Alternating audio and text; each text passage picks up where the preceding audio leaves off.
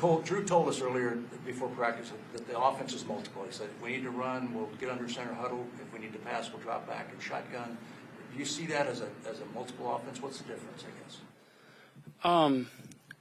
Yeah, I mean, I think for us right now as an offense, especially for me, I think I'm still just really focusing on the process of how Drew wants us to operate. Right? There's a lot of things that we can do. We can play in a lot of different personnel groups, and I think all that is good. I think we're just still trying to figure out what we're best at and what our offense is going to look like. So a lot of the more reps that I can get, the more reps that we can get as an offense will really help us as we're building to see what we're going to be. There have been days you haven't thrown. Is that your idea? Was that Jonathan's idea or Drew's idea? And how has that kind of helped you get through camps? Yeah, I think it's just we all collectively kind of put a plan together. And that just, last week I had a day like that, probably have one coming up, just being smart. What's different at this point in your career at this age, keeping your body ready to go and potentially, you don't know how long you're going to play until Kyler's back, so kind of getting ready for that kind of run. Yeah, I mean, I feel great. I mean, I feel like, the guys have come in here after the break and really have been sharp. Drew's asking a lot of us. He's putting a lot on my plate. He's putting a lot on offensively, like offensive line, receivers. We're switching around. We're doing a lot of things to see what we can handle. Some days it doesn't look great right now, like we're going through some growing pains, but we get back in the meeting and we detail it up. And I'm just personally really excited that we're building something that, everyone is going to be confident in, and we're all going to know, what that's going to look like by the time we get to week one. I mean, we're in the second week of camp and, really just trying to detail things out and execute how Drew wants us to execute. I know you're always talking about, hey, no matter what place you're on the depth chart, you're preparing and all that stuff. But with the realization that you're the likely opening day starter, like, do you go into camp any differently? Do you start seeing down the road any bit more? Or are you trying to avoid doing that? Yeah, I'm really trying to avoid doing that, to be honest. I think, for me, it's been a really long time since I was in this position. I've been in it a couple times before.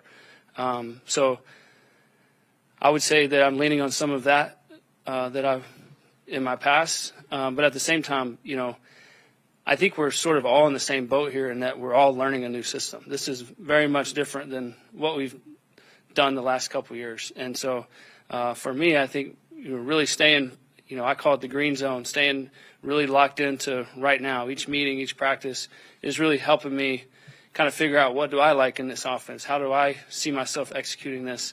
And I think overall, I think I'm going to stay in that zone and just keep going. This is a long week. We got 6 days, and we're going to learn a lot of football in these next 6 days and figure out, a little bit closer to who we're going to be, and try not to think down the road at all. Speaking of the difference, Kyler was saying the other day that it's not about scheme as much as it is about how the scheme is coached. And you talk about details and communication and all that.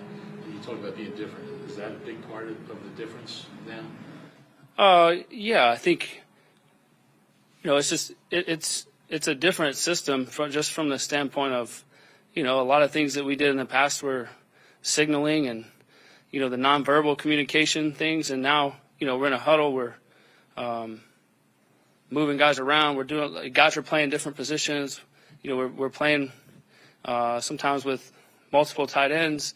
Like there's a lot of, and we're in and out. We're switching. We're doing a lot of different things. So there's a lot of learning going on. I can't tell you what it's going to look like, week one. But right now there's certain emphases on certain days, and we're just really trying to detail those out and focus on those and get better each time we step on the field. There's certainly a lot of mistakes right now, but we're cleaning them up and moving on. What are some of the biggest lessons you learned if you go all the way back to your rookie year that you still remember to this day, if at all?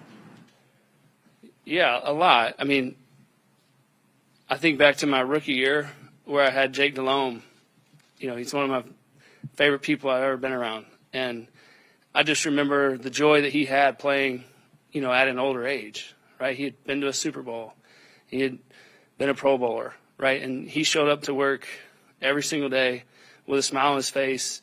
And, guys just sort of were attracted to that, right? And I think about that, as you get older, like it's a joy to play this game, right? It's fun. It can be very, very challenging at times.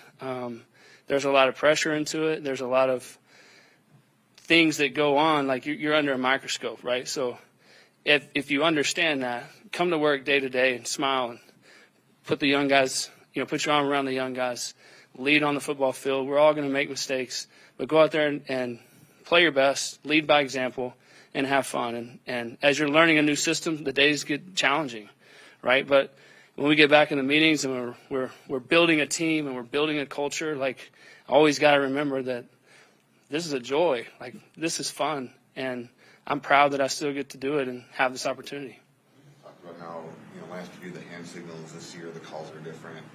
After doing this for 14, 15 years and having so much in your head, like how do you sort through it and figure out okay, this is what I need to do this year? That's right. There's times where I've spit out words that nobody knows, like what I'm talking about. I'm like, just do that. And that may have been 5 systems ago, right? There's a lot of carryover. I've been fortunate to play for a lot of really, really good offensive coaches who I believe are taught me a ton in this game. And I think Drew is up there. Drew is really smart. He always has an answer for the questions that I come to him with.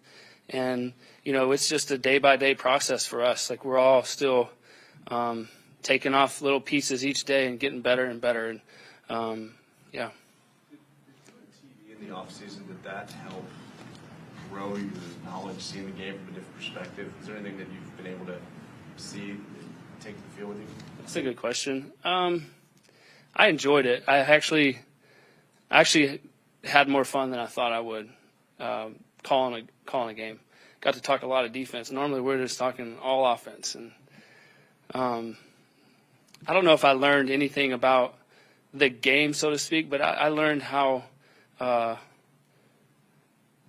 being able to see the whole field, the whole picture, and the situations that come up in a game from both sides, right? Normally you're thinking, okay, now we're about to go into a 2-minute drill, or we're in 4-minute offense, or we got the ball with 1 timeout and got to go score, and you're just thinking as a quarterback, as an offense, what do we have to do? And when you're calling a game, you got to call it from both sides. You got to say, oh, the defense, they got to get a stop here or whatever. And so there was a couple of situations that came up in the games that I called, which was pretty fun. I sounded smarter than I probably really am, but it was fun. What have you seen out of Paris Johnson Jr.?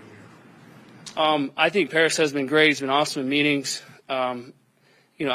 I'll be the first to tell you it's hard to evaluate anybody until we put the pads on. But he's been fantastic in meetings, great in communication. Certainly acts and looks like he fits right in, for sure. Is training camp different than it has been in the past? Than, say, the last staff? Is this one different in any way? Is it different? I mean, it's different in that both sides of the ball are learning new schemes, right? So there's a lot of meeting time, and we're building that. I think if you ask Buddha or guys on the defense, it's like I can't tell you what we're going to look exactly like week 1, but we're building towards that and gearing towards that. And so that's kind of the mentality that both sides of the ball have taken so far. You mentioned coaches you've coached under, players you played with. With Joe Thomas going into the Hall of Fame this weekend, what are your recollections about him when you were with the Browns? Yeah, I tell you what, Joe's one of my dearest friends. We talk almost on a daily basis. Our families are really close. My wife's going to go to the Hall of Fame induction. I won't be able to go, obviously. But, I mean, there's not a guy that's more deserving than him. At least, I got to play with him for 3 years. His body of work speaks for itself. But more than that, he's a friend, and I love his family. I love his wife. They're awesome people, and I'm just really, really excited for him. That's an extremely special honor, right? I don't know that anybody comes into the NFL saying, my goal is to make the Hall of Fame, right? I know that certainly wasn't Joe's goal, but his body of work and how he approached his day-to-day and the things that he accomplished on the field in Cleveland it's pretty amazing. And he's receiving the highest honor, which is extremely cool. Well, I know you said that you wouldn't get your family a dog until you retired. Any update on Dog situation. No, my kids still can't make their bed, so we're not there yet. Okay, thanks, guys.